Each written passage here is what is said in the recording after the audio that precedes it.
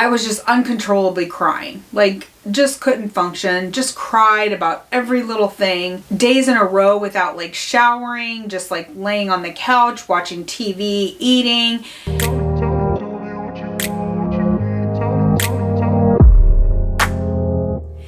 Hey guys, welcome back to my channel. My name is Dawn and this is Dawn Does Keto. So we're going to start off a little bit different today. I am going to just jump right into my struggles and successes for the week. This week had quite a few actual struggles. We ate out 3 times this week. We ordered pizza one evening. Now, I did have pizza, but I didn't have very much. I had Keto Chow ice cream prior to that. So by the time we ordered pizza, I wasn't like overly starving. So normally like I would eat like quite a bit of pizza. I only ate a few pieces, and then I asked my daughter to take the rest of it with her to work for like lunch or whatever so that it just wouldn't be in the house. That was the first day. We also went out to Chick-fil-A one day and I just had grilled chicken nuggets. So that was totally keto, stayed on plan. I just had like a double order of grilled nuggets. And then last night, my husband and I decided to go out for wings. So we had a wing night. Again, it was totally keto, but I do know that when I eat wings, I get inflamed for like a couple days afterwards. And I've tested this out in the past. I can tell like in my jewelry being tighter, like my rings, and usually there's a fluctuation on the scale for a day or so. It will go up because I do have that inflammation from the wings. And I just know that that's going to happen when I go out to have wings. Is it going to stop me from going out to have wings? No. But it does cause me to have some inflammation. So those were the 3 days we ate out this week. So really just the pizza night was the one thing that was just kind of off plan. Other than that, like everything else this week was on plan. Now I will tell you, if you remember in last week's video, I talked about the fact that I had opened my peanut butter that I had had here for like 4 or 5 weeks, and that peanut butter is now gone. So if that tells you anything, I was in the peanut butter a lot this week, but it's gone. So I'm not going to buy any more for a while. I'm not going to say I'm never going to buy it, but I won't be buying it for a while. That was a bit of a struggle this week with the peanut butter. Something kind of on a positive note that I did notice this week, I've been hearing a lot of YouTubers and different people have been talking about being an abstainer or being a moderator. And in the past, I would say that I was an abstainer. I literally could not eat something that was not on my plan, or it would completely send me off the rails. So just for example, so I had those couple pieces of pizza, and in the past I would have been like, well, there's still some left and I've already eaten off plan, so I'm gonna eat it again the next day. I'll eat my leftovers. Just over time, over these last couple years, I feel like I've become more of a moderator. I've definitely transitioned to where I can eat a few of something that's off plan and then get right back on track and not feel like I've completely derailed myself or gone down a rabbit hole that has led me into like 4 days of eating off plan. That's actually kind of been a positive,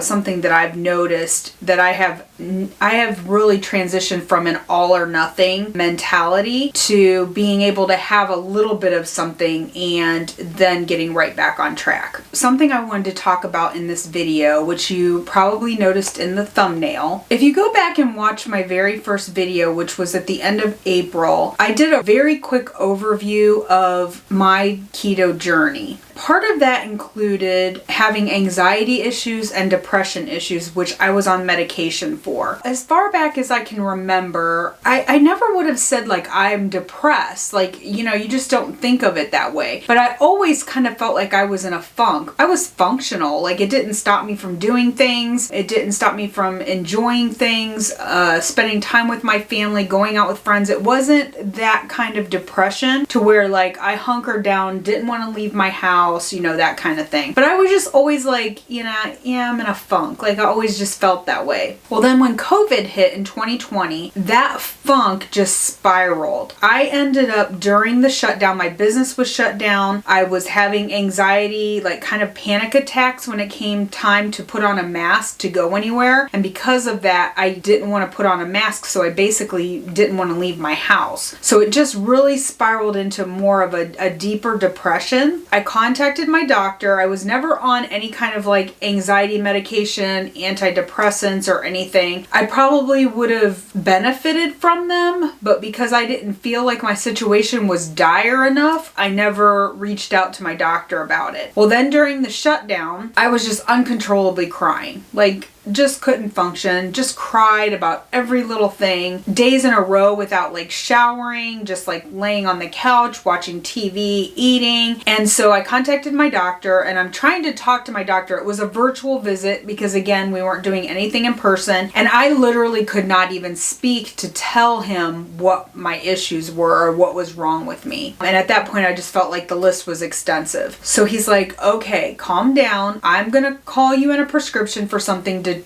try to help like calm you down. So he called me in an anxiety / antidepressant. He said, now take this for a week. I'm going to contact you in a week. We're going to talk again and we're going to see where you're at. So I got the medication, started taking it, and I took it for a solid week and literally didn't feel any different. Still like just crying and sobbing uncontrollably. And when he called me back, he asked about it, and I still couldn't even talk to him. Like, couldn't get a sentence out. You know, you get like that lump in your throat where you can't speak because you're just, you know that you're just gonna cry, and you're already crying actually, but it's just, you just physically can't talk because you have like this lump in your throat. And he said, okay, I'm going to up your medication. He had me on 10 milligrams, he upped me to 20 milligrams. And then I'm going to touch base with you in another week. During that conversation, he also told me, you need to get off of sugar. Sugar is the devil. You need to stop eating sugar, and you need to get out of your house at least once every day. Just go for a walk, get out of your house. Because I told him I feel like a prisoner in my home. So he called me back in a week, and I was feeling better at that point. I could tell that the medication had taken the edge off. I was still couldn't like put on a mask for like a long period of time, but just started to feel a little bit better. So he said, okay, we're going to ride this out. He left me at the 20 milligrams for a while. Well, this was in March or April of 2020, and I went back to work at the end of May, and I still just wasn't feeling great. I just didn't feel great about myself. I was at my heaviest weight that I'd ever been at. The highest weight I saw on the scale was 233. It probably went higher than that. I just kind of avoided the scale at that point, but that was when I decided to try keto. I started my ketogenic lifestyle on October 2nd of 2020. So when I started keto, I noticed an immediate difference. It was almost instantaneously. First off, the weight started melting off, and second off, I felt wonderful. My mood improved way more than it ever did with the medication, and it happened much more quickly than the medication. The medication seemed like, you know, it took a while for that to like start working. With keto, I just noticed an immediate improvement. The longer I was on keto, I went back to the doctors and I had a checkup, and at that point I had lost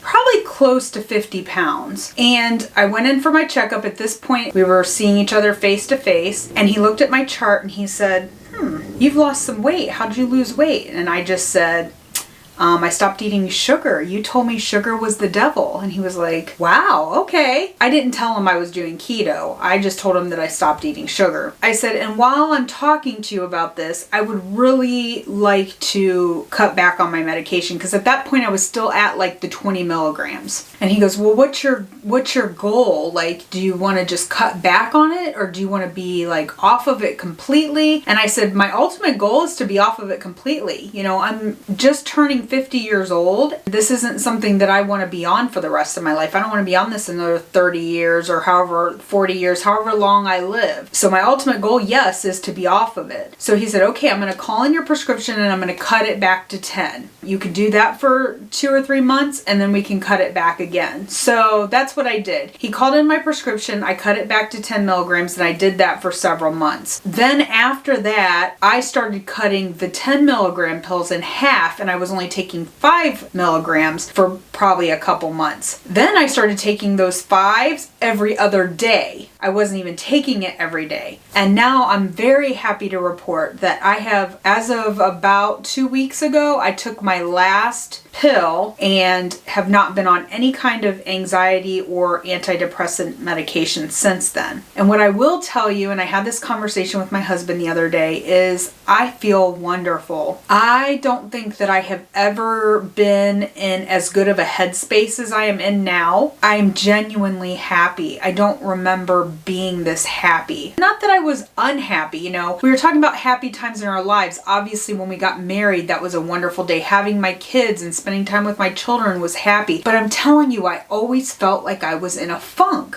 even during those happy times. And I feel like I'm no longer in that funk. It has completely lifted. And I know that that's not from the medication. That's from my diet and cutting out the carbs and cutting out the sugar. Again, this is just my journey. This is just my personal experience. I'm going back to pre-medication and how I felt pre-medication. I never felt this good mentally. So I'm literally just happier than I've ever been before in my life. I really, really do attribute that to keto. And I'm super thrilled to be off of my anxiety antidepressant medication. That's not something that I wanted to be on for the rest of my life. So I'm so happy that I was able to kind of wean myself off of that and do it in a way that was gradual, which is kind of what my doctor wanted me to do, just to really just work myself off of it completely. I didn't even want to be on a low dose. It's just not something I wanted to do forever. And that may be something that works for you. And I'm not saying that medication is not the answer for some people, but for me, it got me through a really, really bad time. But I feel like had I started keto sooner, that I may not have even gone through that really bad time. So I just wanted to kind of share that with you guys and share my experience of how keto has helped my anxiety and helped my depression. Again, I've just never felt this good before. And that has nothing to do with my weight at all, because I've actually weighed less than this before and didn't feel this good. Obviously, getting to a healthy weight makes you feel better just overall, but mentally, I feel like keto has done more for my mental health than any of the medication that I have been on. One more thing I wanted to talk to you guys today about was that I have another video coming out this week. I know I normally only do one a week on Tuesdays. Lindy from Paleo Barbie Does Keto reached out to me about doing a collab video. She wanted to do a recipe video, which, guys, we already recorded this video and I'm going to tell you it turned out okay, but you know I don't cook, so just have some grace when that video drops. It is coming out on Friday at noon, so keep your eyes peeled for that. Hop on over to Paleo Barbie Does Keto and check out her channel. She will have a video also dropping at the same time as mine, and they are hamburger recipes. So we all know that doing keto, we eat a lot of hamburgers, so we were just trying to think of some ways that we could change it up a little bit so you're not just eating just like a normal meat cookie. I did a buffalo chicken inspired burger, and Lindy is doing an Asian inspired burger.